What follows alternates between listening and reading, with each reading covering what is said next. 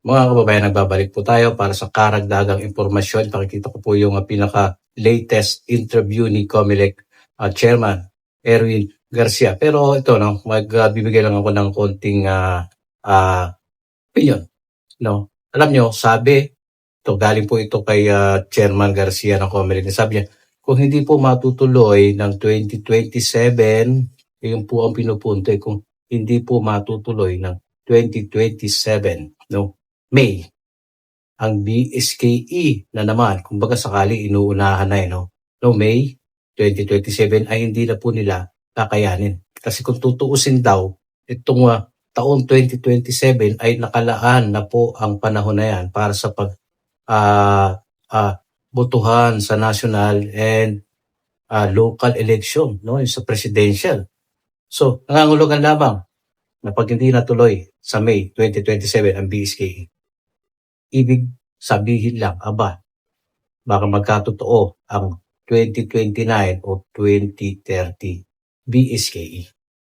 So, pakikita ko po ito. Makinig po kayo at kayo na rin po ang musga. Obserbahan nyo rin, napakinggan po natin si Chairman Garcia.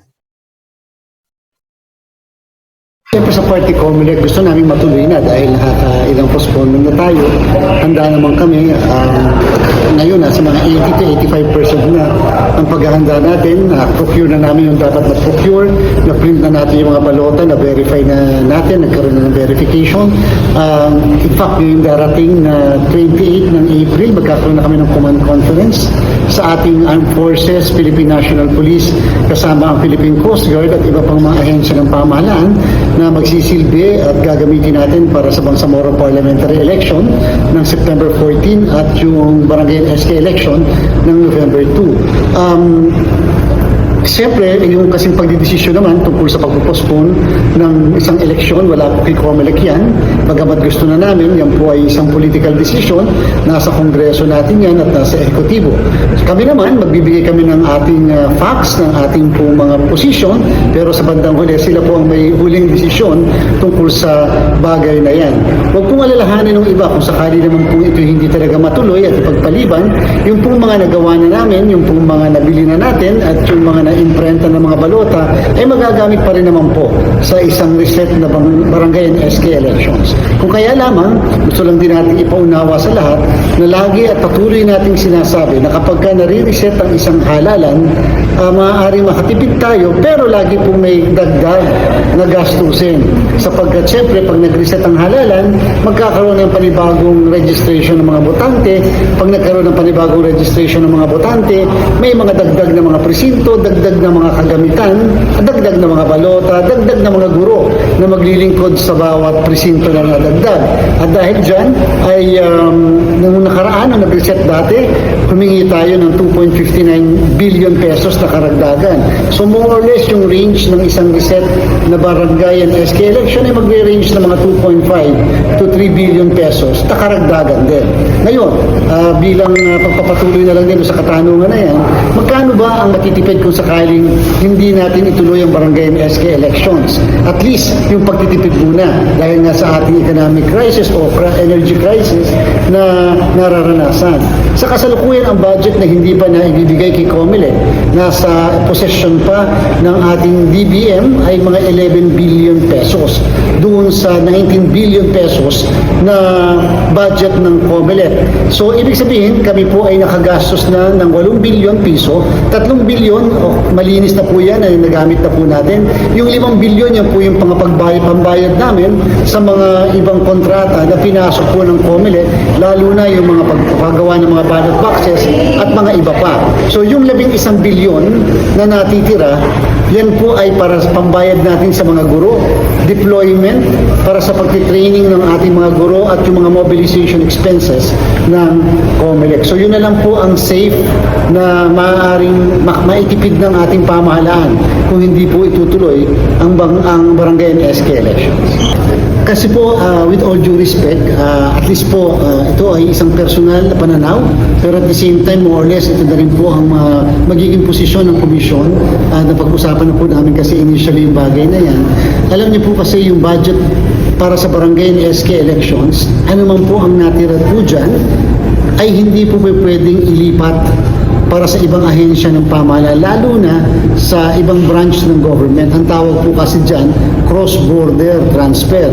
Ang ating pong saligang batas sa Article 6, Section 25, Paragraph 5 ay nagsasabi, walang batas ang pwedeng ipasa upang ilipat ang isang appropriation na nakalagay sa isang General Appropriations Act. Lalo pa kung ito ay ililipat sa ibang ahensya ng pamahalaan. Ang COMELEC, kami po ay pwede maglipat ng mga item within the COMELEC, pero hindi po namin pwedeng payagan at hindi po papayagan din ng batas na makapaglipat sa ibang ahensya ng pamahalaan. So kung ang purpose po ay gamitin itong budget na ito na natitira halimbawa upang ito ay magamit sa ibang bagay, sabihin na po natin yung pambigay ng ayuda na napakaganda naman pong adikain. Kung kaya nga lang po, mukhang yun po ang ipinagbabawal mismo ng. So ayun po yung mga importanteng pahayag ni Comelec Chairman Garcia. Kung hindi nyo masyado naintindihan, balikan nyo lang para malaman ninyo, maintindihan ninyo kung ano po yung kanyang mga pinupunto dito kung meron kayong hindi naiintindihan. Pero ito, gagawa lang ulit tayo ng buod sa kanyang mga sinabi. Ito yung mga dapat tandaan. Unang-una, sabi niya, ready 85%. Ready 85%. May pondo lang nakalaan para dyan na isa batas na yan. Tuloy-tuloy ang paghahanda. Diba? Batas, RA 12232, sinasabi ng batas na yan. November 2, ang BSKE. Ngayon, sabi niya, political decision. Political decision ng Congress.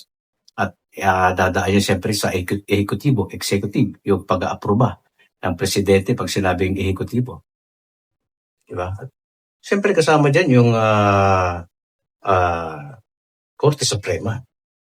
At malinaw din sa sinabi na yung pondo, hindi pa pwedeng gamitin sa ibang sangay ng gabinete o gobyerno. Pag ginawa yun, malinaw na unconstitutional.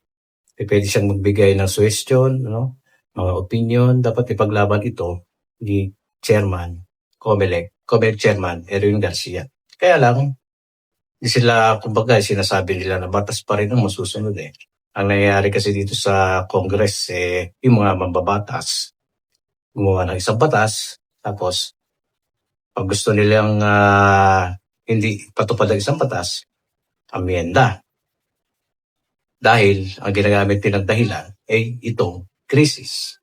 Sa tingin ko, hindi naman ganun kabigat eh. Oo, meron. Pero hindi ganun kabigat ang krisis para hindi ituloy.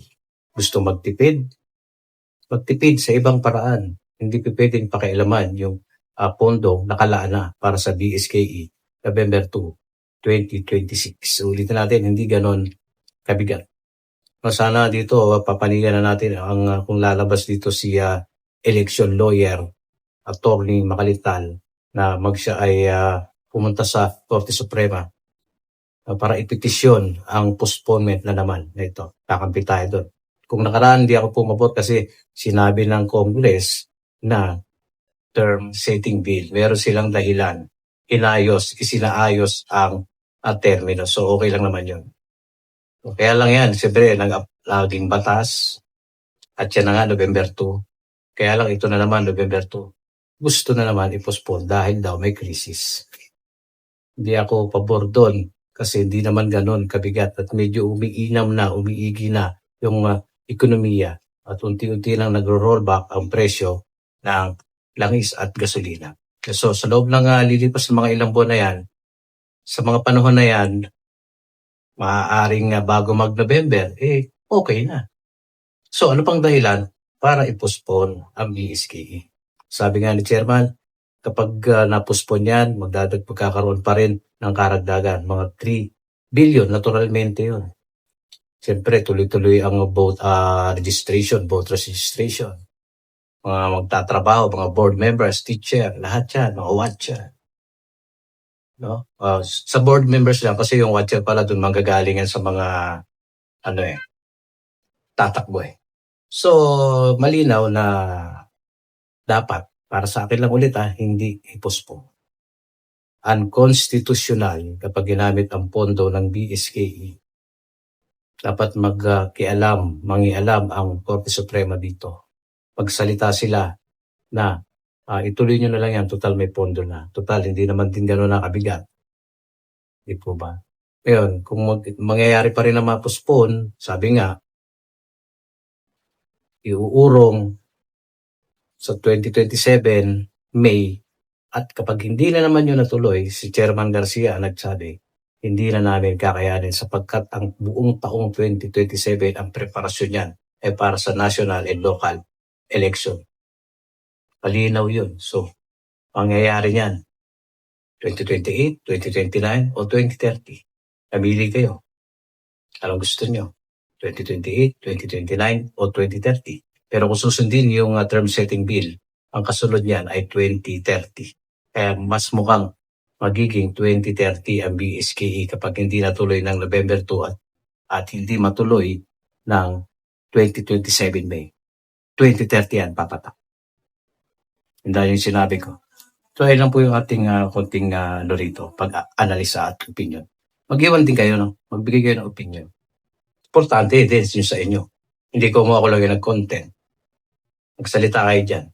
Magboses kayo. Okay? Tapos pa-share ng ating video, mag-subscribe sa ating channel para sa mga future, mga video natin. So maraming salamat. Hanggang dito na lang. God bless po sa inyo na.